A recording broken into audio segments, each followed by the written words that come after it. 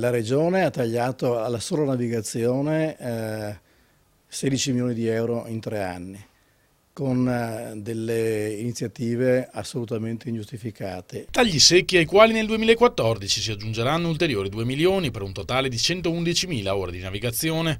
La Regione ci aveva promesso nuovi fondi nella manovra di assestamento del bilancio, spiega l'assessore Ugo Bergamo, ma anche se non dovessero arrivare i servizi non saranno toccati. Faremo la nostra parte e reperiremo le risorse per non dover intaccare l'esercizio e penalizzare ancora una volta e ancora di più i veneziani. Questo non accadrà, le linee rimarranno inalterate come ogni inverno e come ogni estate. Il tutto garantisce il Comune al netto dell'accordo appena firmato tra aziende e sindacati e senza toccare il costo dei biglietti. Le tariffe rimarranno assolutamente inalterate, potremo avere dei piccolissimi ritocchi su cose marginali ma che non riguardano le tariffe essenziali della città. Il servizio resterà quindi quello di sempre, assicura l'assessore, smentendo le indiscrezioni su nuovi tagli alle corse, oggetto anche di un'interrogazione del consigliere Sebastiano Bonzio, con l'eccezione delle nuove misure che prenderemo per ridurre il traffico in Canal Grande nonostante le proteste delle categorie. Non si può non fare nulla perché quando ci fosse, speriamo mai, un altro incidente come quello che abbiamo drammaticamente